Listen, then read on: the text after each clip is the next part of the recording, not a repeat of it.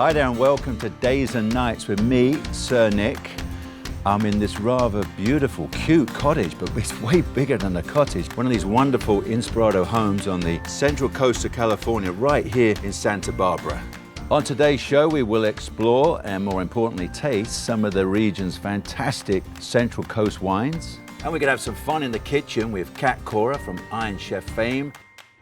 Over the last year, I've been fortunate to spend some time with the legend, the greatest on the surfboard, Kelly Slater. I chatted with Kelly about his amazing career, his goals right now, and also his pretty darn good golf game. That's all coming up on Days and Nights with me, Sir Nick.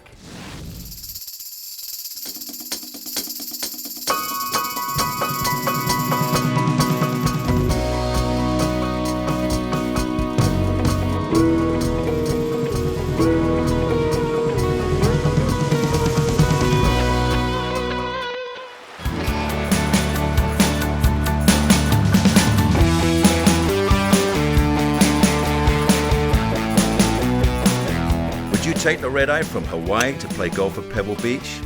Well, if you're legendary surfer Kelly Slater, boy, you sure would. His passion for golf is nearly as strong as his passion for surfing.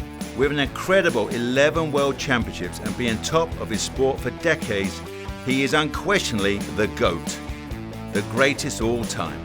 And still to this day, at the ripe old age of 48, he's still surfing, competing, and winning at the highest level. I got trouble walking beach holes because all I do is look at the surf. I wonder why. So how's the retirement going? I haven't retired. I know. I know. I had a tough year this year. I had a lot of indecision in my head and stuff. And at the end of the year, I started kind of figuring it out. Figuring out in that stop thinking.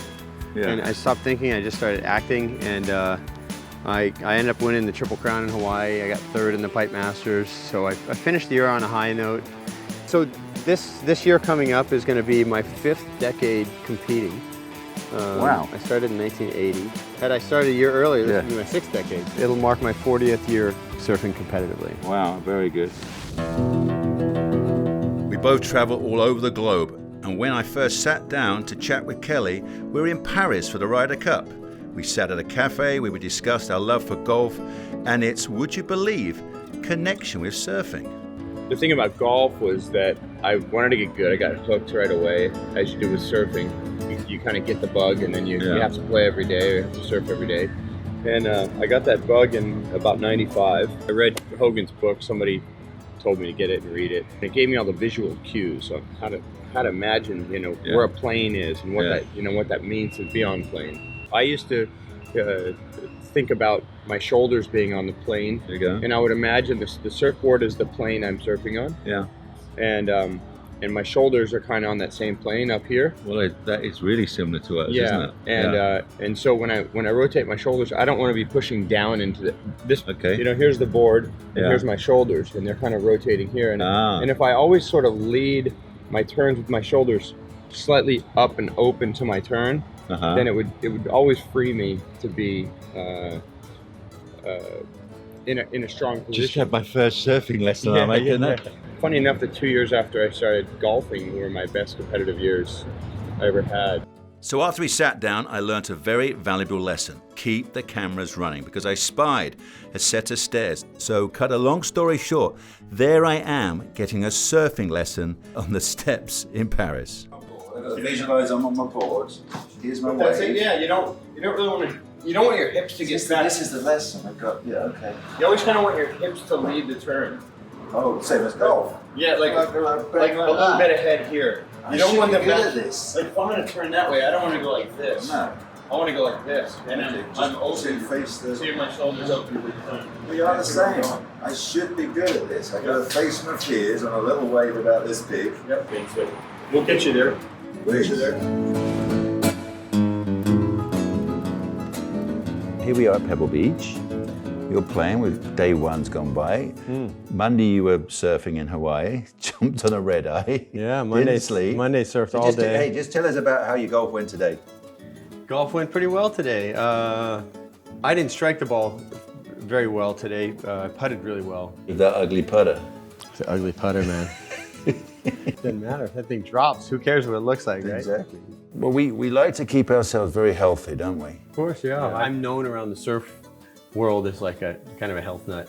Kind of a Health freak. I started, well, in my early 20s. Yeah. I was raised on a pretty bad diet, a lot of sugar and chocolate and ice cream and all that stuff, and wondered why my energy levels were low as a kid and stuff like that. And so I started reading some health books, and I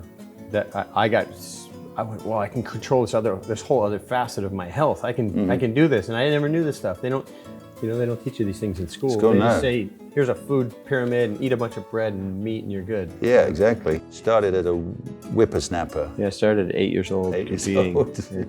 I love what I do. If I wasn't competing, I'd still be traveling and doing this. But at this point, it's fun. I beat every guy ahead of me at some point during this year in various heats. So I know that I know that the level's there, and if things sort of go my way or I relax, I think for me it's more about just relaxing into what I'm doing and competing, not putting too much pressure on myself. I've always done well under pressure, but I've learned tactics to take the pressure off myself and feel like the pressure's on the other guy. So I thrive in that environment. So how do you throw that bit of pressure on your opponents when you're out in the water? You know, I think the more awareness you have about the other person you're competing against, maybe the challenges they have or the things they're really good at. In terms of the tour, are you at the beginning of the tour or the end of the tour? Is this a guy going for a world title, or is he just trying to beat you in this one heat? Yeah. Is he living hand to mouth? Does he have sponsorships? You gotta look at all these things, and you can start to factor in, is he gonna surf offensively or defensively? Is he gonna compete in a way that's really putting it on you, or is he just gonna try and keep up with you and stay ahead of you and play a tactical game? I really do think that I could give it up at any time, but I am enjoying it, and I am still relevant when it comes to most venues. Cool. Hey, I want to thank you. Thanks, buddy. Great to see you again, and thanks for joining me on Days and Nights. Coming up on Days and Nights, I'll be trading golf tips for kitchen skills with Iron Chef Cat Cora. And we'll also get a lesson in wine appreciation from top Californian winemaker Curt Schalchlin. So stay tuned for more on Days and Nights.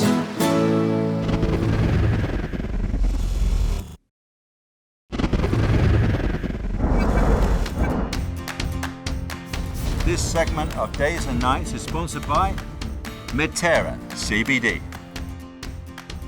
One of Santa Barbara's favorite residents is Cat Cora. Chef Cat is a world-renowned chef, restaurateur, author, and proud mother of 6. Wow. She trained in France before becoming the first female Iron Chef on Food Network's Iron Chef America. She was also then the first female to be inducted in the Culinary Hall of Fame. So now the fun starts. Let's pop into the kitchen and visit with Chef Cat and see what she's got in store for us.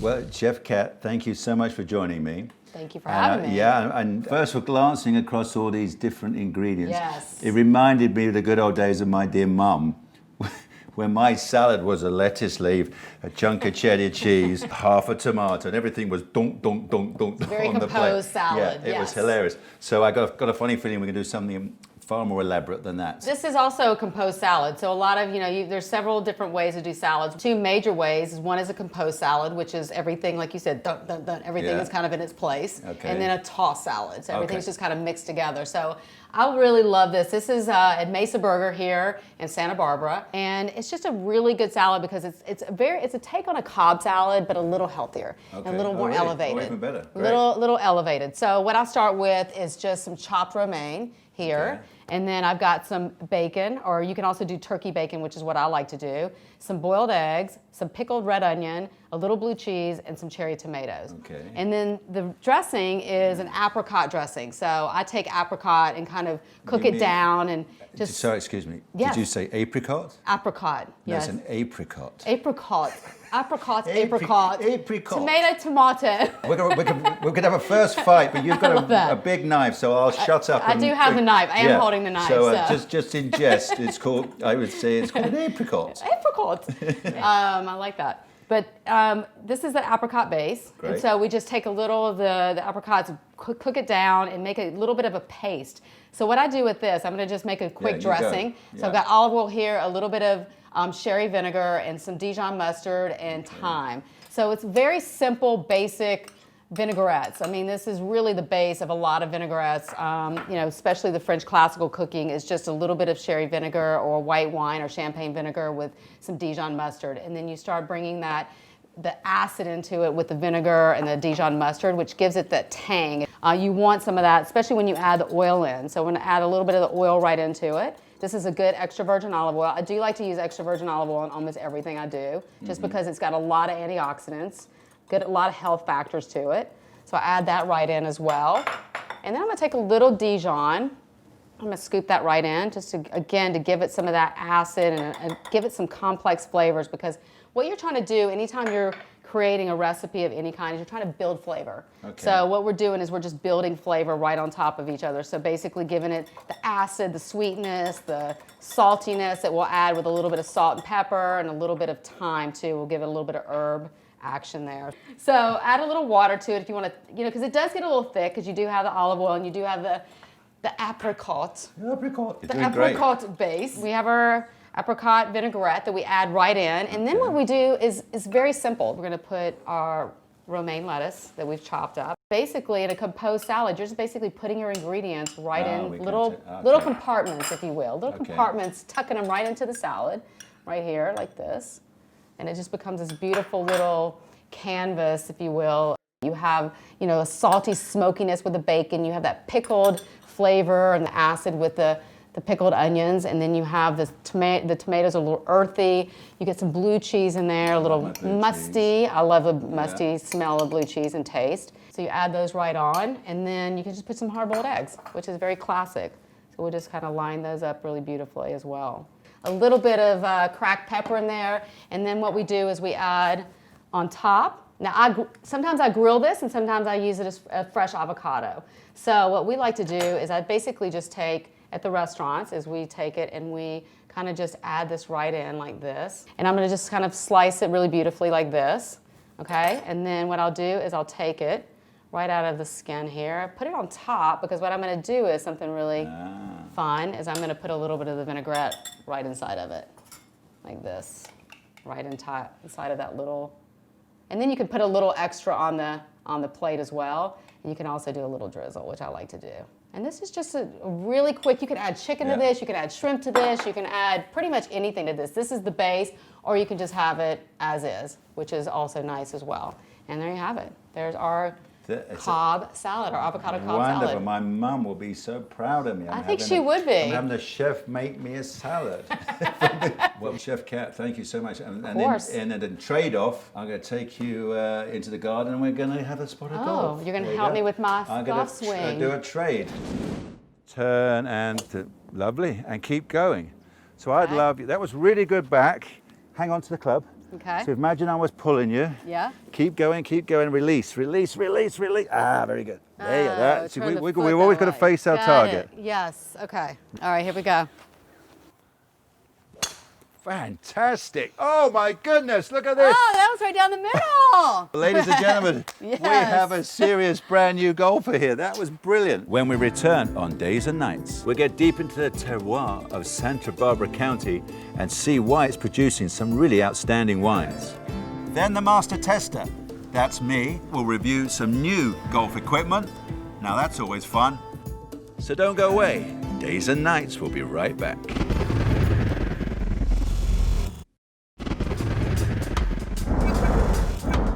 This segment of Days and Nights is sponsored by Sick Golf Putters. Well, I'm not a wine expert. I think that's a red. But I love drinking good wines. I started with wines from across Europe, and then when I came to America, I began enjoying the great Napa Cabs and coastal Pinot Noirs. The area we are in today is the central coast of California. This is now creating some of the most interesting wines anywhere in the world. Wine Spectator chose their top 100 wines released each year. In their most recent top 100, 3 out of the top 20 wines from the world were from right here on the Central Coast. One of them was the offering from our guest today, winemaker Curt Schalchlin. Let me introduce you to Curt. Thank you for joining with my show. This is one of the young winemakers in the region. So just tell us first how you got started in the business. Yeah, well, thanks for having me.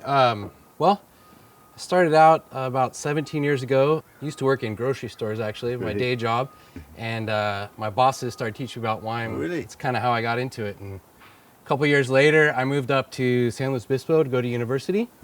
And made some friends in the wine business and started helping out for fun. And 1 or 2 years in, made my first barrel of wine, then 4 barrels the next year, and very good. Here we are. Anyway, this is your label. Yes. Sans Liege. So I kind of played with words there. So sans in French for without. Yeah. And then liege, the old root English word for leader. So without a leader, without a master. Okay. So the whole intention here is that all of us making these Rhone wines domestically, we're really first generation at it. And it's about being a pioneer, not really about following tradition, but hopefully shaping tradition. Yeah, very good. Well, don't tease me. Where are we starting? Okay, it's a wine I call the Offering. So the Offering is a blend of Grenache, Syrah, and Mourvedre. Okay, Mourvedre. I love velvety wines. That's me. Some good raspberry notes. You know, I love the spice that cool climate wines get. This is your award-winning wine. Yes, I've actually been lucky enough to have this wine awarded 2 times by the Wine Spectator in their top 100 wine of the year list. This last year, it was actually rated number 20 out of something like 16,000 wines I tasted. 16,000, well, that's impressive. So, well done. Yeah, I don't know that I deserve it, but I'll take it, that's for sure. But if you've got in there twice, you more than deserve it. That's not luck. Tell us more about it. Yeah, so the Offering is wine basically that represents all of the vineyards and all the grapes I work with every year, and it's what I'm giving back from my experience with every harvest. It's my offering. I better finish my glass. There you go. It'd be rude not to. You've even brought a dessert wine. You got it. I love dessert wines. I seriously do. Yeah, so this wine's actually going to be the first dessert wine I've ever made. Oh, lovely syrupy. Yeah. Aged all in barrel for about a year. Wow, that's delish. I haven't even tasted it yet. What's the calories in dessert wines? Oh, I don't know if we want to even know that, right? No, A little bit goes a long ways. All right. Well, thank you for joining me, and good luck in the future. I really appreciate you coming along. Thanks for having me.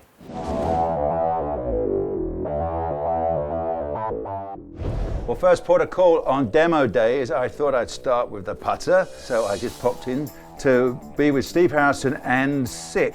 Take me through it. Build me a putter instantly that I'm guaranteed to hold every putt. Yeah, so first we talk about the face technology a little bit. Okay. And how it is that we came about it.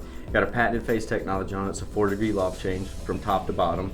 And basically... What does that mean, 4-degree loft change? Yeah, so we have 4 planar surfaces that change by 1 degree of loft in between each of them. So you mean it's graded? Yes, it steps down by 1 degree. And so if you have a slight forward press and you hit it higher on the face, de-lofting it, it adds the loft back for you. Vice versa, if you're adding loft to it and hitting it lower on the face, because we're looking for a consistent launch angle, which then in turn, you'll have better distance control. Yeah. What have I got to do next? So we're going to put you on the system. I'm going to hit one.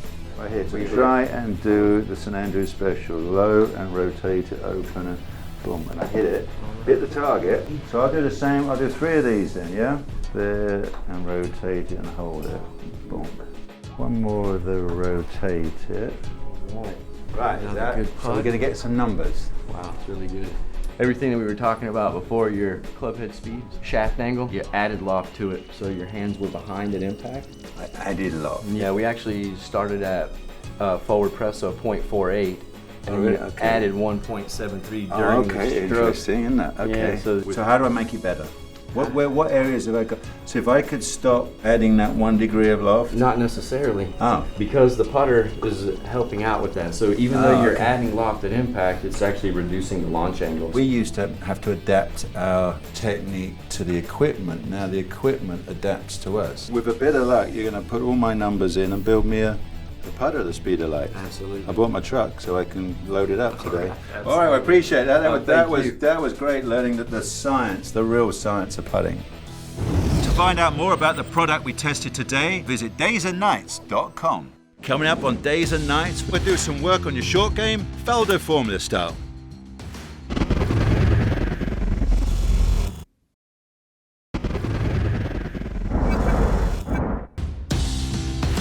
I've created my new Mind, Body, Swing instructional series called the Faldo Formula to share how I improved my game, and I'm having much more fun now I'm in my 60s.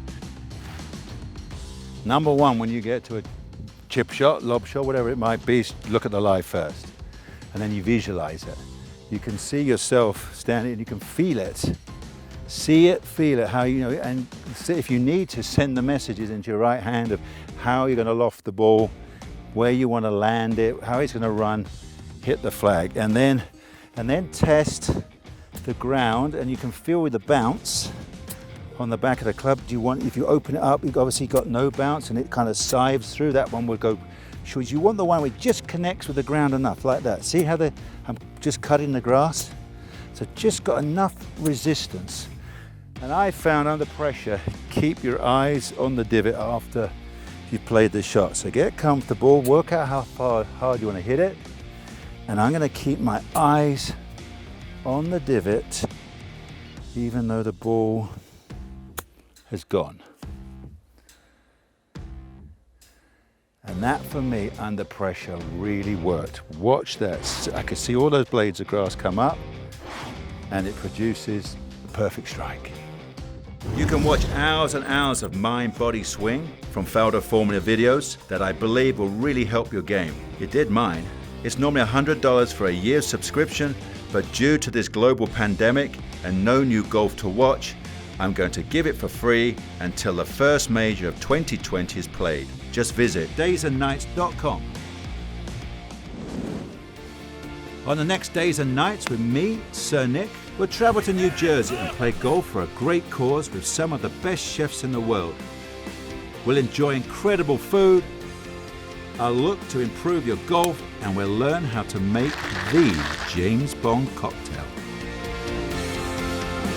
Well, I hope you've enjoyed being with me on today's show. For more on Days and Nights, go to daysandnights.com. Thanks again for joining us. Who knows where I'm going to end up next on Days and Nights with me, Sir Nick.